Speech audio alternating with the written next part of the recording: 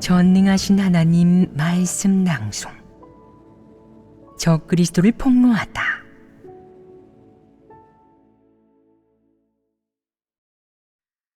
제6조. 일처리가 기이하고 독단적이고 제멋대로 행동하며 남들과 교제하는 법이 없고 남들에게 순종을 강요한다. 다민과 샤오밍 이야기.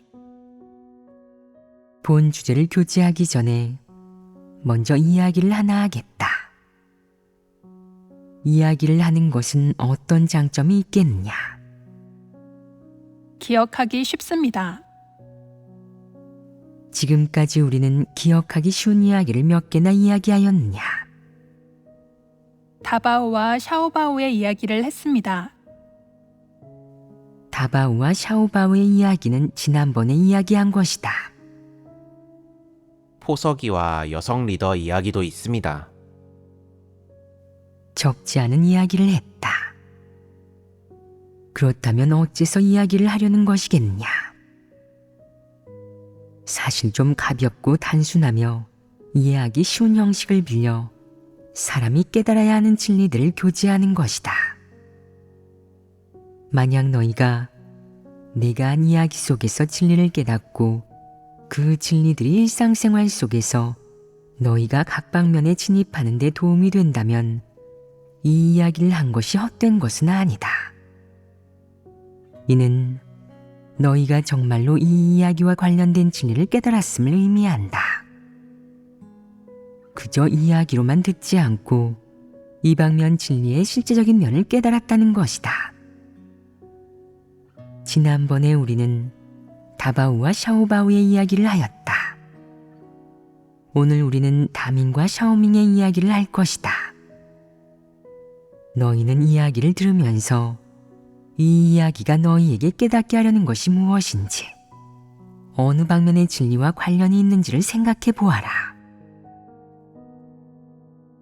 다민과 샤오밍은 부자지간이다. 얼마 전 다민이 아들 샤오밍을 데리고 하나님의 새 사역을 받아들였다. 이는 좋은 일 아니겠느냐? 이는 좋은 일이다. 샤오밍이 어리고 아는 글자가 많지 않아 다밍은 매일 샤오밍을 데리고 하나님 말씀을 읽어주었으며 샤오밍이 모르는 단어가 나오면 인내심을 가지고 설명해 주었다. 얼마 후 샤오밍은 처신의 도리를 많이 이해하게 되었고 또한 하나님을 믿기 전에는 전혀 접해보지 못했던 순종, 믿음, 정직, 간사함 등과 같은 어휘들도 이해하게 되었다. 다밍은 아들의 성장을 보고 마음속으로 매우 기뻐했다. 하지만 최근 들어 다밍은 샤오밍에게 아무리 하나님 말씀을 읽어줘도 샤오밍의 행위나 말에서 큰 성장이 없음을 발견했다. 다밍은 마음이 조급해졌고 부담을 느껴 어떻게 하면 아들이 하나님 말씀을 읽고 진리를 좀 깨닫고 변하게 할 수 있으며 남들이 인정하고 엄지손가락을 치켜 세우며 착한 아이라고 칭찬하고 또 하나님을 믿는 것이 역시 좋다고 칭찬하게 할 수 있을까? 이와 동시에 아이의 변화를 통해 다른 사람에게 복음을 전할 수 있다면 얼마나 좋겠어? 라고 생각했다. 이런 부담을 갖게 되자 다밍은 마음속으로 계속 고민했다. 어떻게 해야 샤오밍을 잘 교육해 샤오밍이 처신의 도리를 더 많이 이해하고 더 좋은 모습을 보여 하나님의 뜻에 부합하게 할 수 있을까? 최종적으로 샤오밍이 착한 아이가 되어 사람들이 모두 샤오밍을 칭찬할 때 이 모든 영광을 하나님께 돌릴 수 있다면 이 얼마나 아름다운 일일까? 그때가 되면 내 마음속 큰 짐을 내려놓을 수 있어. 다밍이 갖게 된 이런 부담에 대해 너희가 말해보아라. 합당하냐?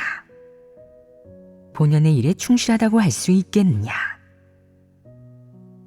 이런 점에서 볼 때 이 출발점은 옳고 합당하다고도 할 수 있으며 본연의 일에 충실한 것이라고도 할 수 있다. 그렇다면 다민이 샤오밍을 위해 선택한 길은 올바른 길이겠냐? 아니면 잘못된 길이겠냐? 좋은 것이겠냐? 안 좋은 것이겠냐? 계속해서 살펴보겠다. 다밍은 항상 이를 위해 하나님 앞에서 간구하고 기도하여 결국 어느 날 영감이 생겼다. 어떤 영감이겠냐? 이른바 따옴표가 붙은 영감이다.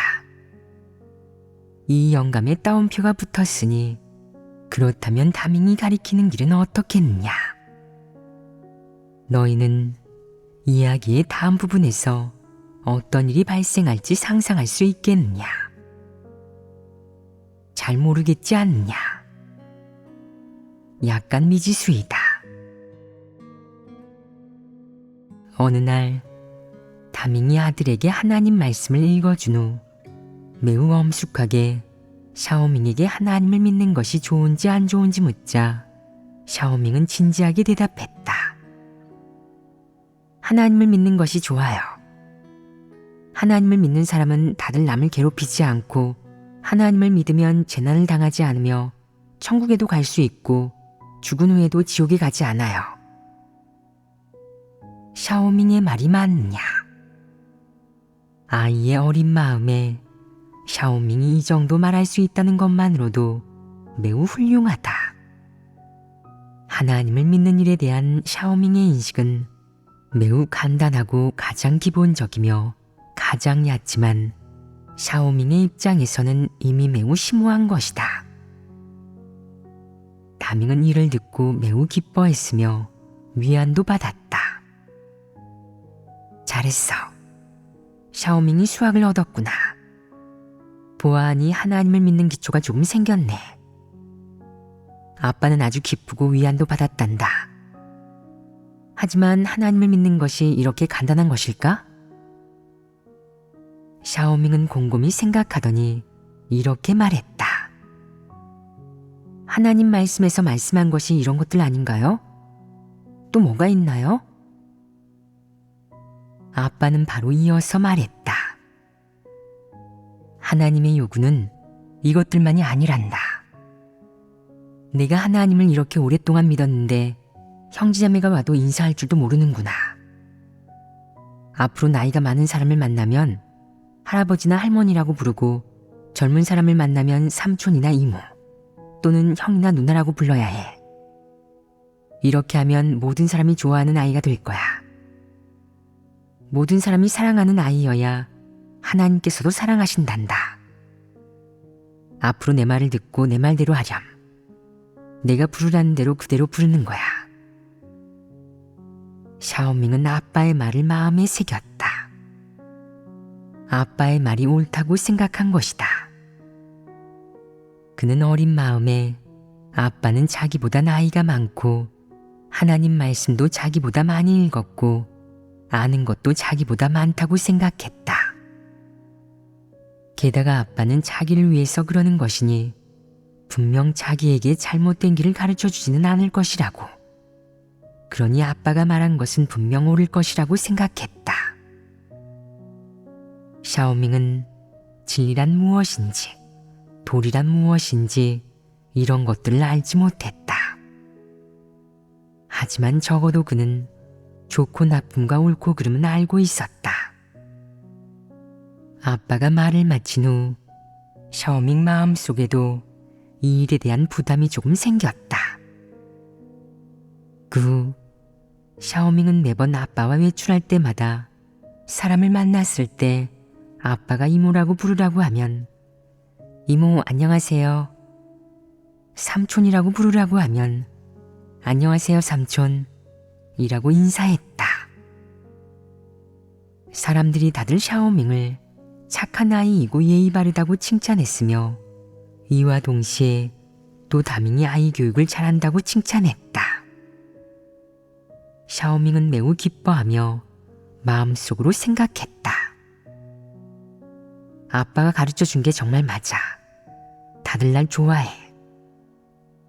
샤오밍은 매우 흐뭇했고 자부심을 느꼈으며 아빠가 알려준 길이 정말 좋고 옳다고 생각했다. 어느 날 샤오밍이 학교에서 막 집에 돌아오자마자 아빠에게 달려가 말했다.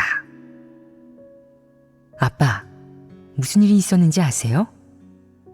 옆집 장노인이 이만큼 큰 물고기를 낚았는데 샤오밍의 말이 채 끝나기도 전에 아빠가 말했다. 샤오밍, 장노인이라니 내가 그렇게 부르면 되겠니?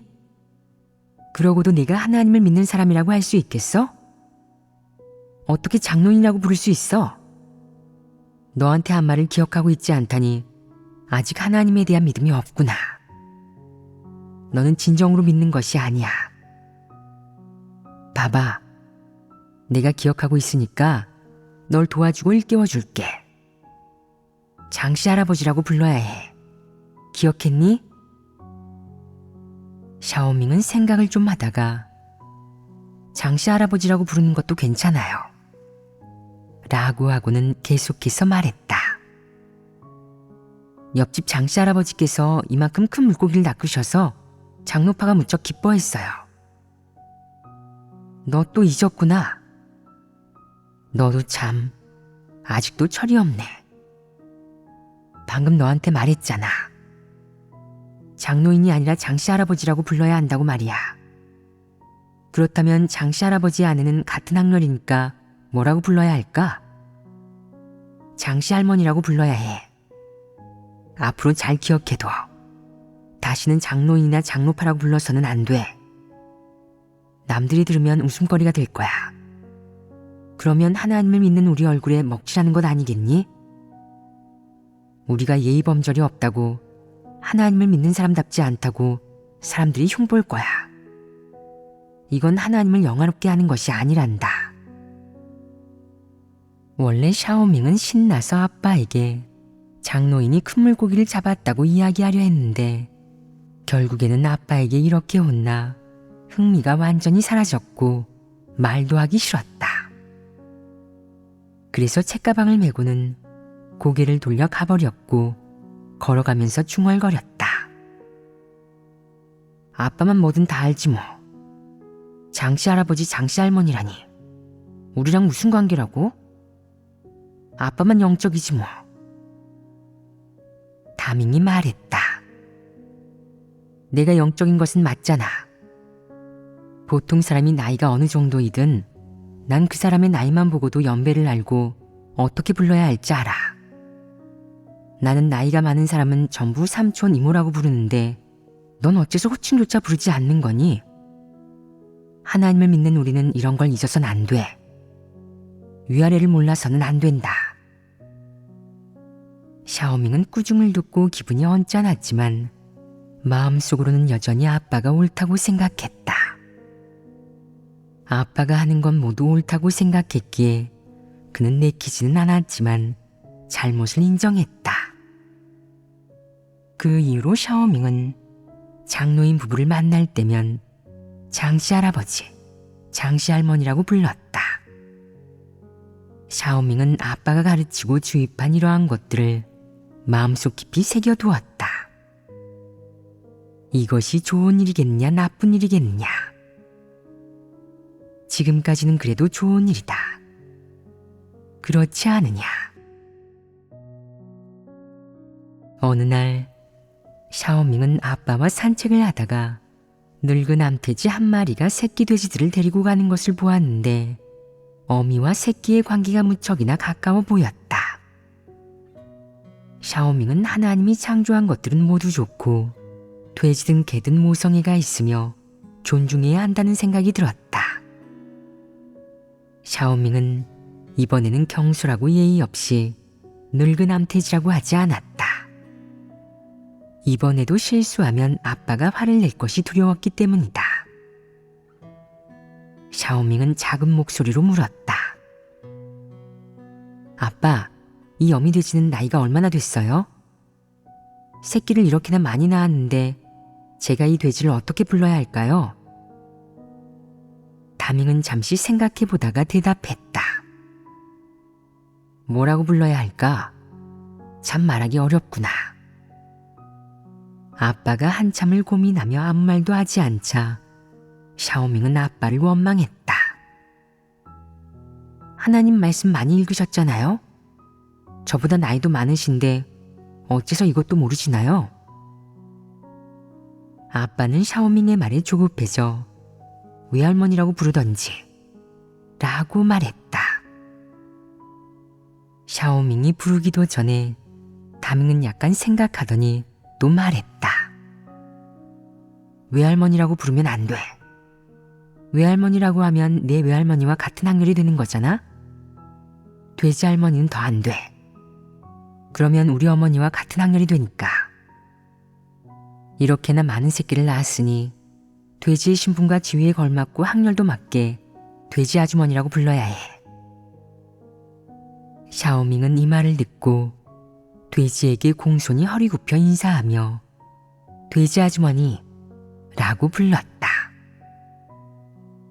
늙은 암돼지는 깜짝 놀랐고 놀란 돼지들은 모두 뛰어 달아났다. 샤오밍은 이를 보고 잘못 부른 게 아닌지 의심했지만 다밍은 돼지는 분명 기쁘고 흥분해서 그런 거야. 앞으로 이런 일이 닥치면 다른 사람이 어떻게 말하고 행동하든 상관하지 말고 이렇게 해야 해. 예의 범절이 있는 사람은 돼지도 좋아한단다. 라고 했다. 이 일을 통해 샤오밍은 또 하나를 배웠다. 무엇을 배웠겠느냐? 그는 말했다. 하나님께서 만물을 창조하셨으니 만물이 서로 존중하고 예의와 학렬을 차리고 어른을 공경하고 어린이를 사랑하면 만물이 모두 조화롭게 지낼 수 있어요. 샤오밍은 이 도리를 이해했다. 아빠는 이 말을 듣고 샤오밍에게 가르친 보람이 있다고 칭찬했다. 그때 이후로 샤오밍은 더욱더 매너를 지키고 예의 바르게 행동했다. 어디에서나 단정하고 예의 발랐기에 특별해 보였다. 이것이 착한 아이 아니겠느냐. 따옴표가 붙은 착한 아이 말이다. 이야기는 여기에서 끝났다. 이 이야기는 어떠하냐? 꽤나 우습지 않으냐? 이 이야기는 어디서 나왔겠느냐? 현실 생활 속 사람의 말과 행동, 사상과 관점에서 추출해 이렇게 작은 이야기로 압축해낸 것이다. 이 이야기는 어떤 문제를 말하느냐? 이야기 속에서 너희는 다밍에게 어떤 문제가 있는지 발견하였느냐? 샤오밍에게 있는 문제는 무엇이냐? 다밍에게 있는 문제의 본질은 또 무엇이냐? 우선 너희가 곰곰이 생각해 보아라. 다밍이 도출해내고 행한 것들이 조금이라도 진리에 부합하는 것이 있느냐? 없습니다. 그렇다면 그가 실행한 것은 무엇이겠느냐? 관념과 상상입니다. 그의 그 관념과 상상은 어디에서 온 것이냐? 그 근원은 전통문화이다. 그것은 전통문화에 전염되고 물들고 교육받은 산물이다. 그는 전통문화 가운데서 가장 훌륭하고 긍정적이며 정수라고 여기는 것들을 가져와 포장한 후 자기가 생각하는 진리로 둔갑시켜 아들에게 실행하게 했다. 이 이야기는 간단하고 이해하기 쉬운 편 아니냐? 너희가 이야기 속에서 깨달은 것과 이해할 수 있는 것을 이야기해 보아라. 이야기를 듣고 나서 저는 다밍의 문제는 바로 그가 하나님을 믿지만 한 번도 하나님 말씀에 공을 들이지 않은 점이라고 느꼈습니다. 그는 사람의 전통관념에 따라 하나님을 믿으면서 겉면에 그런 것들을 지키면 하나님께서 만족하실 거라고 생각하고는 하나님 말씀 속에서 사람에 대한 하나님의 요구와 사람이 어떻게 정상인성을 살아내야 하는지를 찾거나 생각하지 않았습니다. 다밍은 무엇으로 살고 있느냐? 관념과 상상입니다. 관념과 상상에 의지한다는 것. 이는 공허한 말이다. 사실 그는 전통 문화로 살고 있으며 전통 문화를 진리로 삼은 것이다. 그가 전통 문화로 살고 있는 것에는 어떤 구체적인 내용이 있느냐? 그가 왜 샤오밍에게 그런 호칭을 사용하라고 요구했겠느냐? 그는 겉으로는 그런 좋은 행위를 통해 하나님을 영화롭게 하기 위해서라고 말하지만 사실은 자신의 허영심을 채우고 아이 교육을 잘 시킨다는 칭찬을 받기 위해서입니다. 맞다. 이것이 그의 의도이다. 그는 아이를 가르치면서 하나님의 말씀과 진리를 깨닫게 하지 않았으며 아이가 그의 체면을 세워주는 일을 하여 그의 개인적인 허영심을 만족시키게 했다. 이 또한 한 가지 측면의 문제이다. 늘 행위적인 면에서 자신을 꾸미고 포장하는 것에 집중하는 것이 문제 아니겠느냐. 이는 그 사람이 걷는 길에 문제가 있으며 이 문제는 가장 심각한 것이다. 늘 행위를 포장하는 데 집중하는 목적은 무엇이겠느냐? 남들이 자신을 우러러보게 하고 받들며 칭찬하게 하기 위한 것이다. 이는 어떤 성질이겠느냐? 이는 외식하는 것으로 바리새인의 행동 방식이다. 표면적으로 좋은 행위를 보이는 것과 자신의 행위를 포장하는 데 집중하고 행위면에서 공을 들이는 데 신경 쓰는 사람들이 진리를 깨닫느냐? 하나님의 말씀을 꽤 많이 읽었고 공도 꽤 많이 들였는데 왜 진리를 깨닫지 못하겠느냐? 하나님이 사람을 경영하고 구원하는 것은 사람이 진리를 깨닫게 하기 위함이며 사람을 온전케 하고 성품 변화를 이루게 하기 위함임을 알지 못하기 때문이다. 그들은 이런 것을 알지 못한다.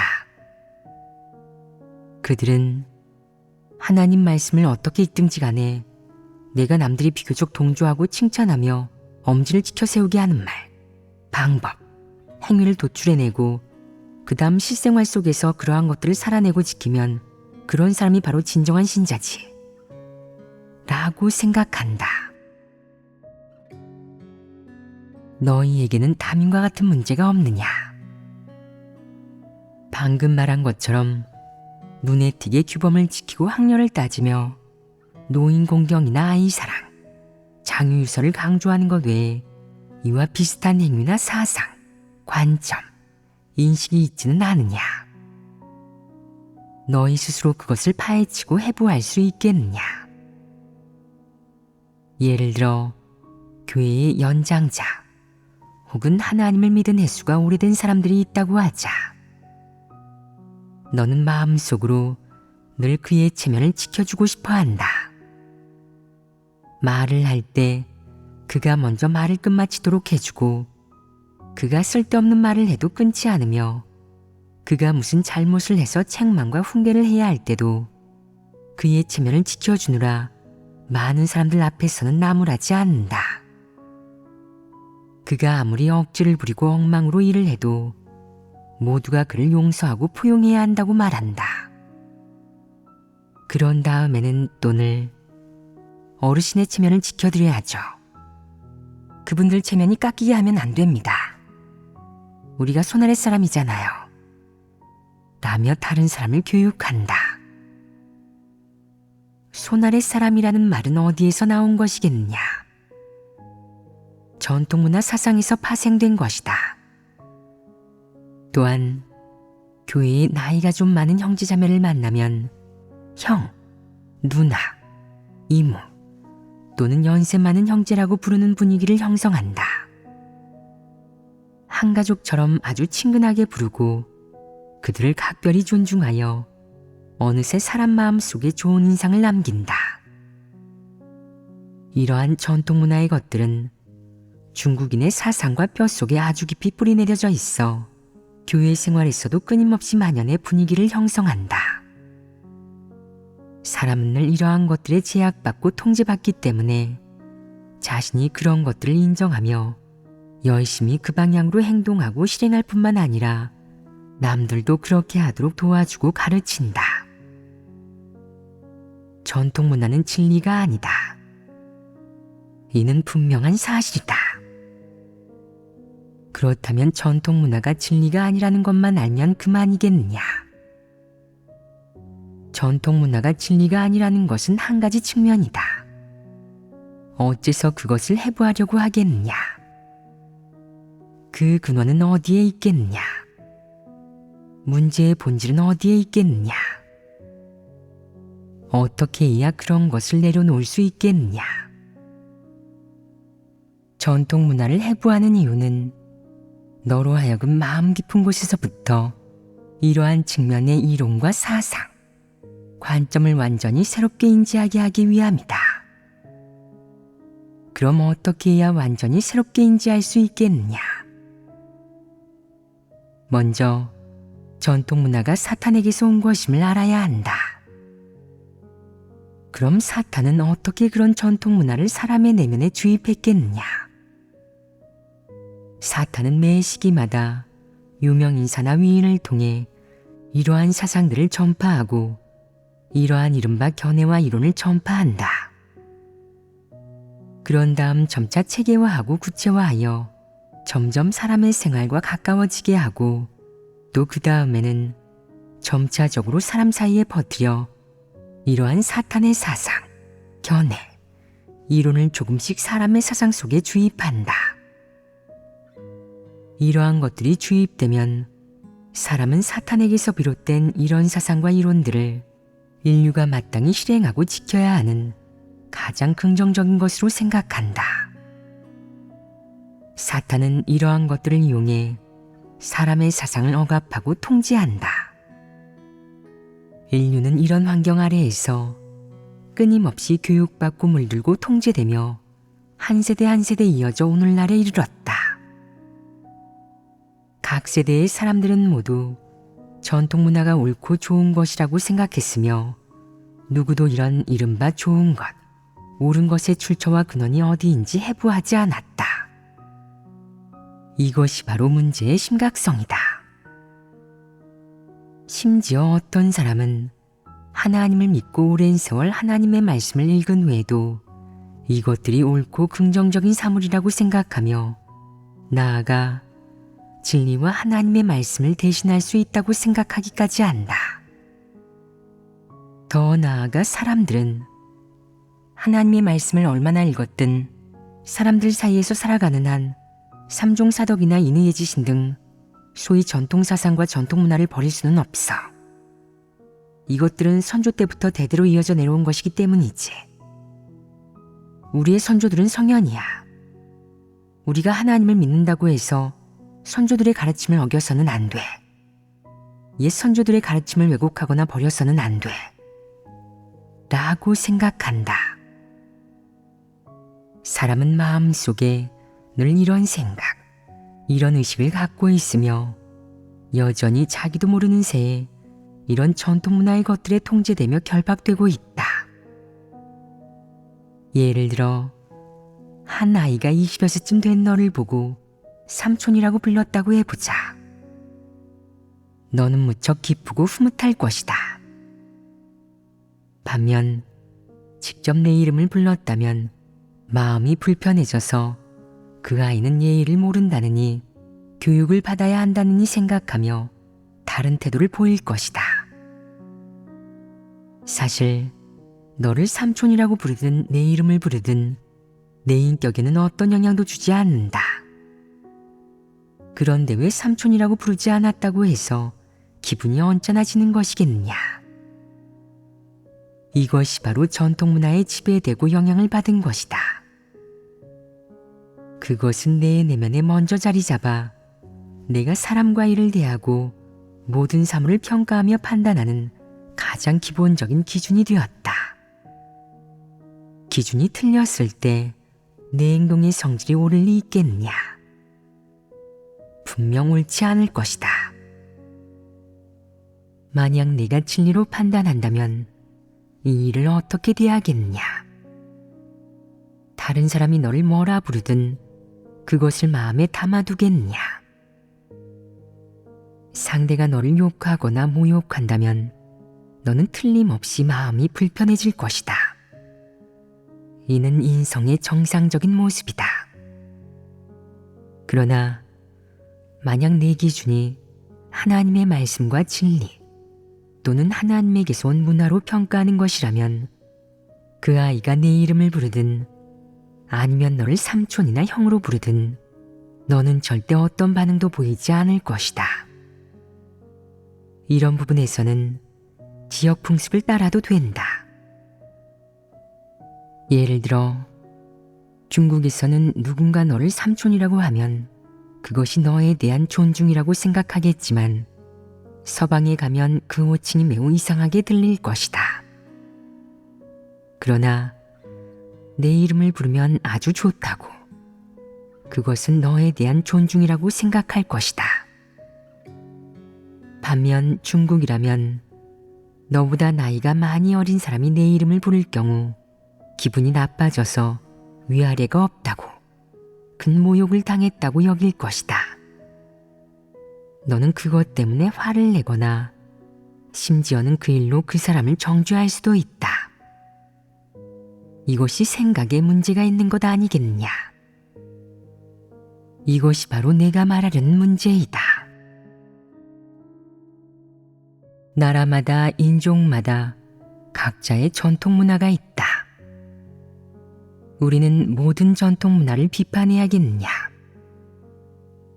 비판해서는 안 되는 문화가 하나 있다. 어떤 문화인지 너희가 말해보아라. 내가 너희에게 예를 하나 들어주겠다. 하나님이 아담을 창조했는데 아담이라는 이름은 누가 지었느냐?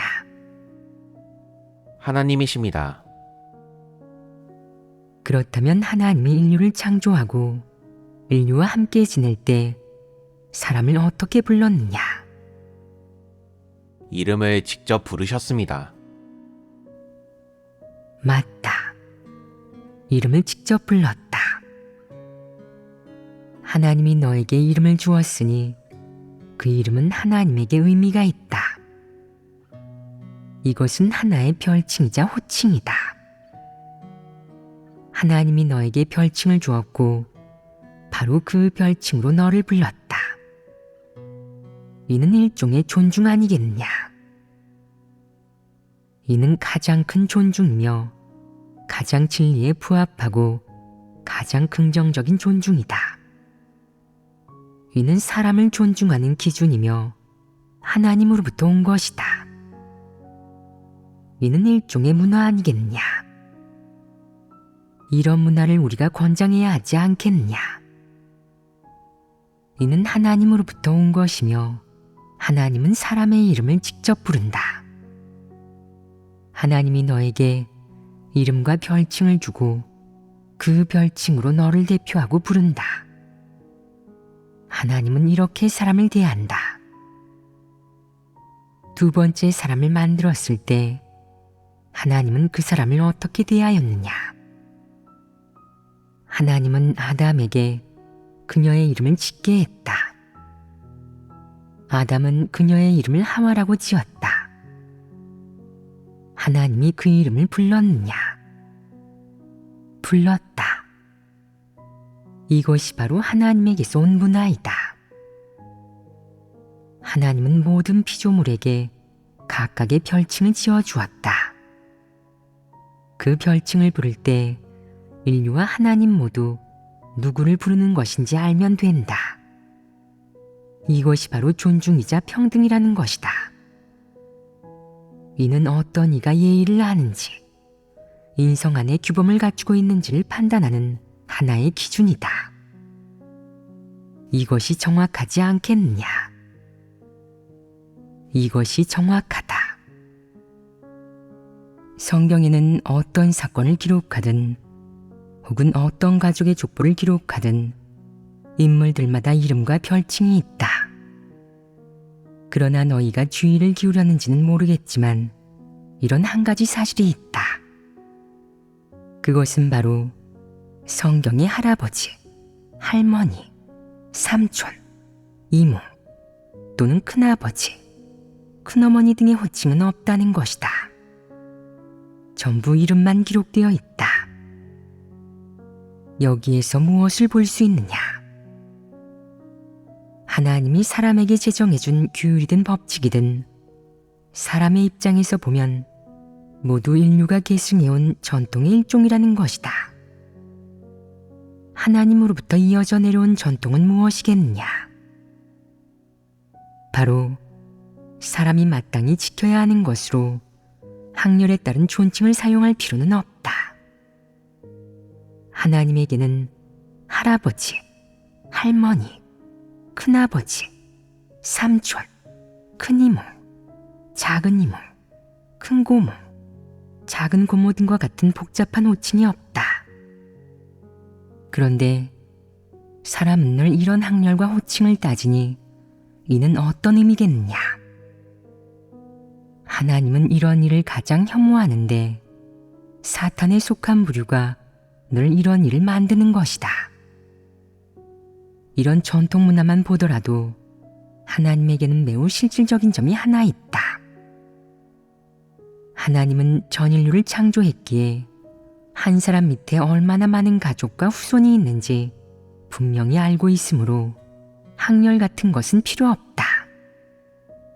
하나님은 단지 자손이 번성하라고, 가문이 흥성하라고 했을 뿐이니 그저 이것만 분명히 기억하면 된다. 각각의 세대가 얼마나 많은 후손을 번성했는지, 그리고 그 후손이 또 얼마나 많은 후손을 번성했는지 그것뿐이며 학렬이 필요 없다. 후손들도 자신의 조상이 누구인지 알 필요 없고 사당이나 절을 지을 필요도 없고 그들을 섬기거나 그들에게 제사를 지낼 필요는 더더욱 없다. 성경 기록에 따르면 하나님을 믿고 따르는 사람과 여호와를 믿는 사람은 모두 제단 앞에서 제사를 드렸는데 가문의 모든 사람이 하나님 앞으로 와 제사를 드렸다. 중국의 집집마다 사당이 있고 사당 안에 증조 할아버지, 할아버지, 할머니의 위패로 가득 찬 것과는 다르다. 하나님이 사역을 처음 시작한 발원지에는 이런 것들이 없었다. 하지만 하나님의 사역 장소와 멀리 떨어진 다른 지역은 사탄과 악령에게 통제되었으며 이런 불교 국가에서는 사탄에 속한 것이 특히나 성행했다. 사람들은 늘 조상에게 절을 해야 했으며 모든 일을 가문에 물어봐야 했고 조상에게 모든 것을 말해야 했다. 심지어 조상의 유골조차 남아있지 않아도 향을 피우고 절을 해야 했다. 근데 서양의 새로운 사상을 접하고 전통적인 가문의 속박을 뚫고 나온 사람들은 이러한 가문에 머물기를 원하지 않았다. 그들은 이러한 가문에 의해 철저하고 완벽하게 통제되고 있다고 느꼈다. 무슨 일만 있으면 가문의 어른들이 다 와서 간섭했으며 특히 결혼 문제에 있어서는 더 심했다. 중국에서 이런 일은 흔하다. 사탄이 사람에게 학렬을 따지게 했는데 사람들은 이런 말을 쉽게 받아들이는 것 같다. 사람은 대대로 이어져 내려오기 때문에 학렬이 있어요. 맨 위 학렬이 바로 우리의 조상이죠. 조자가 붙으면 신을 대하듯이 무릎 꿇고 절해야 해요. 라는 것이다. 어렸을 때부터 가문에서 이렇게 영향을 받고 물들며 또 이렇게 교육을 받으면 어린 마음에 어떤 한 가지가 주입되게 된다. 사람이 이 세상에서 살아가는 한 가문을 떠나서는 안 되며 가문을 떠나거나 가문의 속박을 벗어나는 것은 대형무도한 짓이라는 것이다. 대형무도가 암시하는 의미는 무엇이겠느냐? 바로 내가 가문의 말을 듣지 않으면 불효자이며 불효자는 사람이 아니라는 것이다. 그래서 일반적으로 사람은 이러한 속박에서 벗어날 엄두를 내지 못한다. 중국인은 학렬, 그리고 삼종사덕, 삼강오상과 같은 것들에 심각하게 물들고 전염되고 통제되었다. 젊은이가 나이가 약간 더 많은 사람과 이야기를 나눌 때 삼촌이나 이모 또는 할아버지나 할머니라고 부르지 않으면 항상 예의와 교양이 없다는 말을 듣는다. 이는 무엇을 의미하겠느냐? 내가 이 집단과 이 사회에서 저속한 사람이라는 것이다. 이는 내가 규범을 모르고 교양도 없으며 장래성도 없기 때문이다. 다른 사람은 옷을 잘 차려입고 위장을 할 줄 알고 말도 예의 바르고 교양 있게 하며 듣기 좋은 말도 잘하는데 내가 삼촌이나 이모라고 부르지도 못한다면 남들에게 교양 없다는 소리를 듣고 어디를 가든 무시당한다는 것이다. 중국인은 이런 사상을 주입받는다. 아이가 사람을 보고도 호칭을 부를 줄 모르면 부모에게 심하게 혼나거나 맞기도 한다. 어떤 부모는 때리면서 이렇게 말한다. 누가 너보고 예의 없이 굴래? 못난 데다가 교양도 없으니 차라리 때려 죽여버리겠어. 너 때문에 망신만 당하잖아. 남들 앞에서 얼굴을 들지 못하겠어. 아이가 사람을 보고 호칭을 부를 줄 모른다고 부모가 자신의 체면을 위해 지나치게 문제 삼아 아이를 심하게 때린다. 이게 무슨 일이란 말이냐? 이는 말도 안 되는 일이다. 내가 이 일에 대해 이렇게 교제하지 않는다면 너희가 의식할 수 있겠느냐? 실생활 속에서 어떠한 현상을 통해 혹은 하나님의 말씀을 읽거나 자신의 체험을 통해 이러한 일들을 조금씩 꿰뚫어보고 인생의 방향과 내가 걷는 길의 방향을 바꿀 수 있겠느냐? 만약 그러지 못한다면 깨닫는 능력이 많이 부족한 것이다. 매사에 하나님의 말씀과 하나님의 사역, 하나님의 요구를 기준으로 삼는 것은 가장 옳은 것으로 조금의 틀림도 없다. 이는 의심할 여지가 없는 사실이다. 사탄에게서 온 것이 사람의 관념에 아무리 부합하고 사람의 입맛에 아무리 맞으며 겉보기에 아무리 그럴싸해도 그것은 진리가 아니라 거짓이다.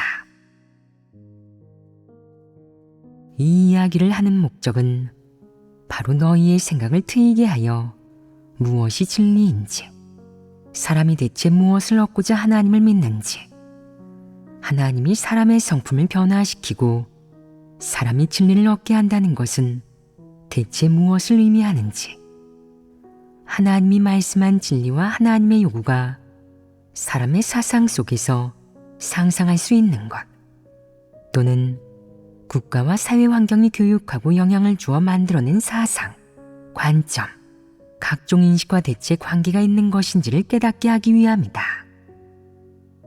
너희 자신도 해부해 보아라. 오늘은 한 측면의 예만 이야기했지만 사실 모든 사람의 마음 속에는 이런 전통 문화의 것들이 여전히 적지 않게 있다. 어떤 사람들은 학렬을 따지지 않는다면 부모님의 이름을 직접 불러도 되지 않나요? 라고 하는데 이래도 되겠느냐? 부모님이라고 한다면 또 학렬의 문제뿐 아니라 전통 문화에 빠지는 것 아니겠느냐? 아니다. 부모님은 그대로 부모님이라고 불러야 한다.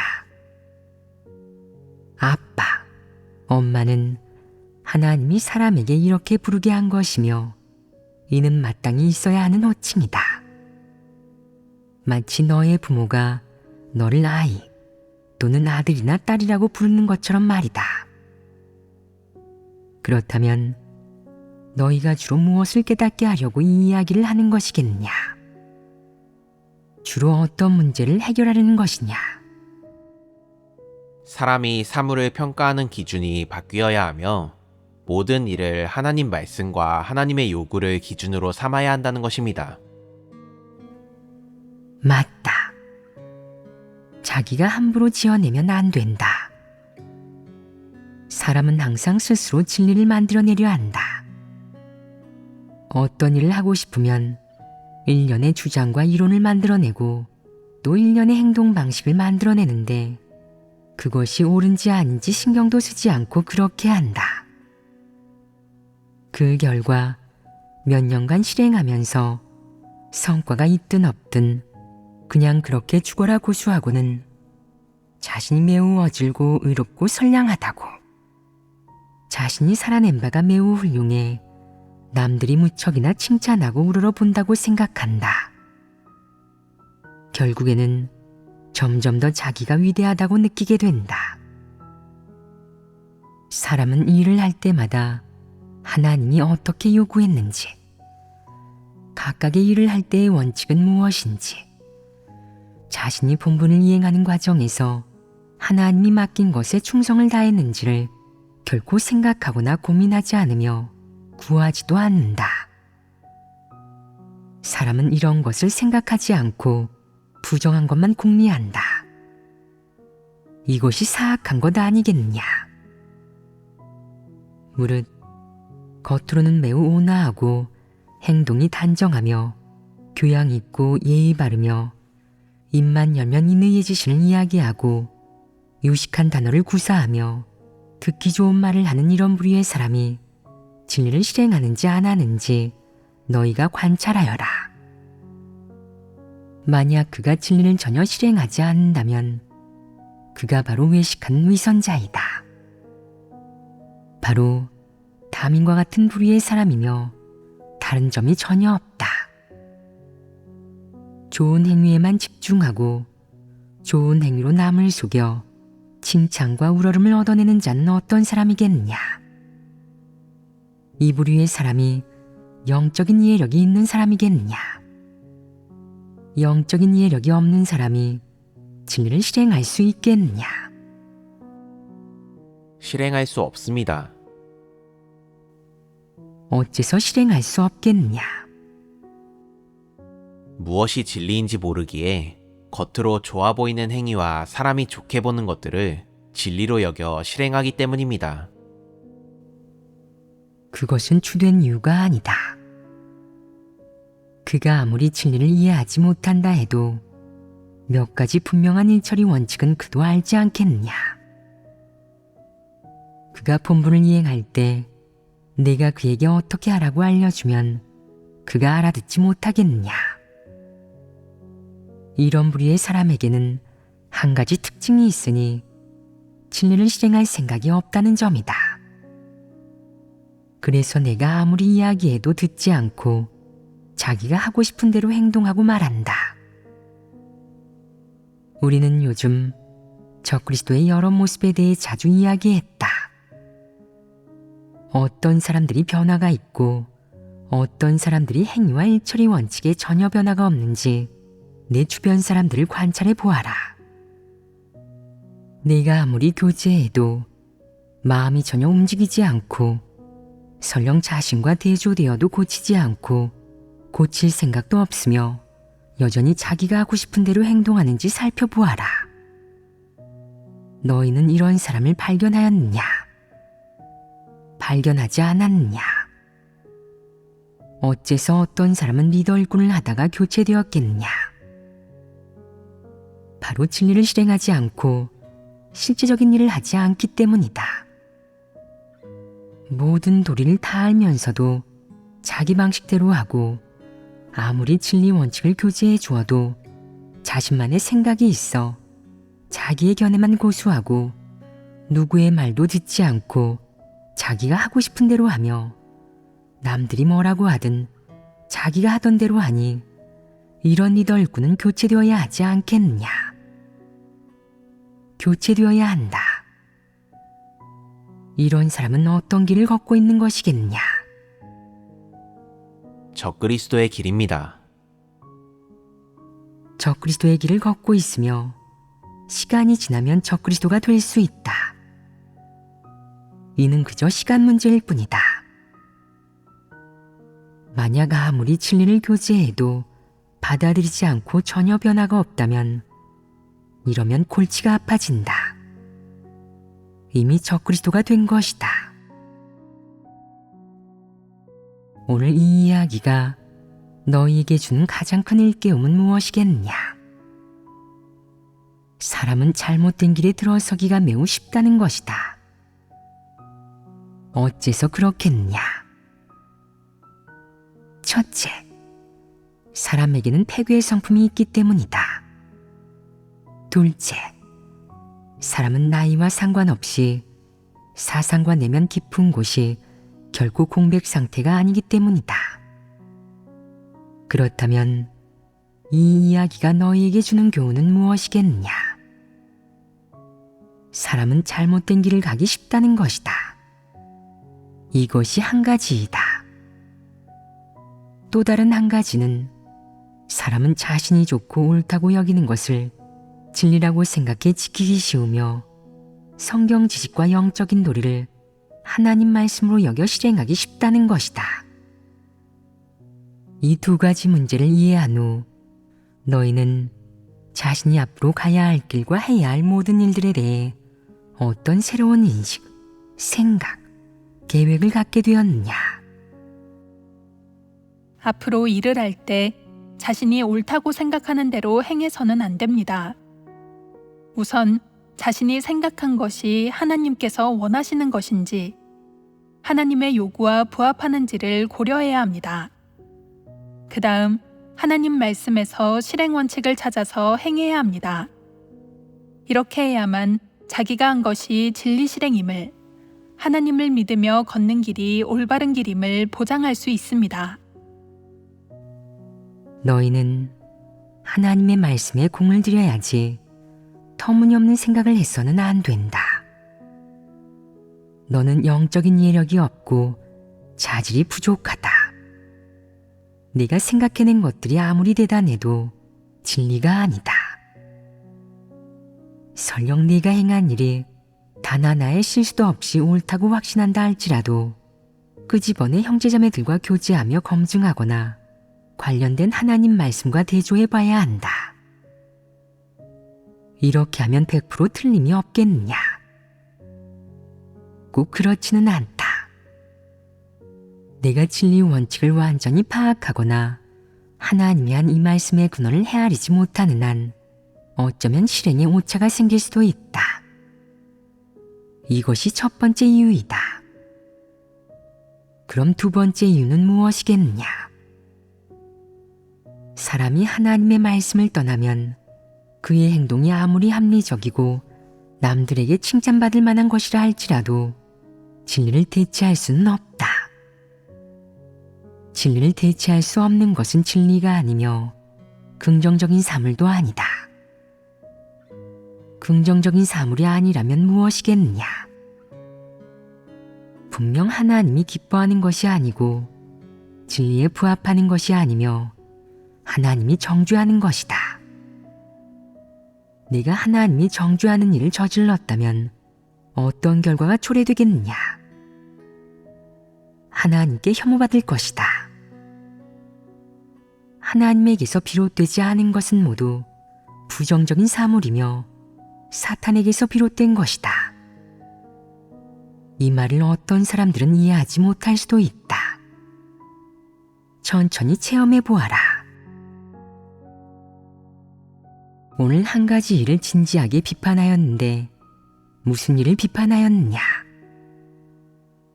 늙은 암돼지를 아주머니라고 부른 일이다. 그렇지 않으냐? 돼지를 돼지 아주머니라고 부르다니 이는 부끄러운 일 아니겠느냐? 이는 부끄러운 일이다. 사람은 늘 존칭을 두고 싶어 하는데 존칭의 존자는 어디에서 온 것이겠느냐? 존자는 무엇을 의미하겠느냐? 학렬 아니겠느냐? 항상 남들의 손윗사람이 되려 하고 늘 학렬을 따지고 싶어 하는데 이는 좋은 것이겠느냐? 학렬을 따지는 것이 어째서 좋지 않으냐? 학렬을 따지는 것이 어떤 의미가 있는지를 분석해 봐야 한다. 내가 이렇게 말한다면 얼마나 간단하겠느냐. 하나님께서 학렬을 따지지 말라고 하셨는데 당신은 어째서 함부로 학렬을 따지는 겁니까? 말도 안 되는 소리만 하면서 교양 있는 척하는군요.